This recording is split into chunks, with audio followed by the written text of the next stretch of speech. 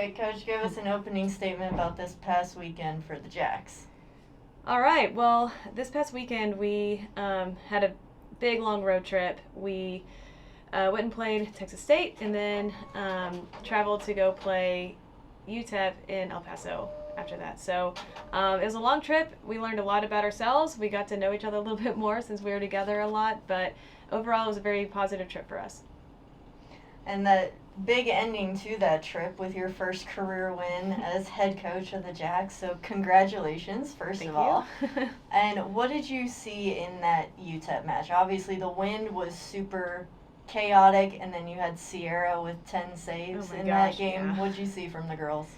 I mean, we saw a lot of heart. Like that group, to play on a Sunday is difficult. Playing in the heat at 1 o'clock is very difficult. On the road is very difficult. And then, the elevation to add to that is very difficult. And scoring a goal in the first 3 minutes of the game and then keeping that lead for the rest of the game is so hard to do. But I cannot express how proud I am of this team on the heart that they had to finish out the game and to finish strong. And then going back to that Texas State game, obviously not the result that we would have wanted, but a very good Texas State group. But the highlight of that match was that Logan's goal in that first half was an absolute snipe from outside the box. What did you see from her, and what does it feel like to get her going on offense? I mean, first to talk back about the Texas State game, the scoreline doesn't really represent the story of the game, if that makes sense. There was some moments where we conceded the goals, but the goals that Texas State scored against us were actually very, very good goals, and it's kind of one of those things where you're like, I applaud you, that's a great goal. And they're a very good side. However, that game I feel like was a game that I came away feeling very positive in that game because we played two halves very well. We had some really, really good moments in there. And then back to Logan's goal, spectacular. One, the work ethic to get back and to take the ball off their center back, but using her speed and athleticism, and then striking the ball, hitting that shot was very, very good. So very proud of her. I know she's been wanting to score.